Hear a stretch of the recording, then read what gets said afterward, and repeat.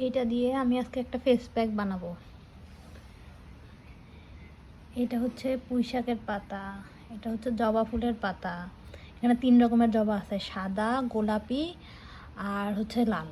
এটা হচ্ছে অ্যালোভেরা, সাজনা পাতা আছে, তারপরে জাপানি লতার পাতা, তারপরে হচ্ছে তুলসী পাতা, তারপরে হচ্ছে এটা থানকুনি, আর এটা হচ্ছে পেঁপে আর ওমা বলে কিছু একটা, পান পাতা আমরা ছোটোবেলায় বলতাম।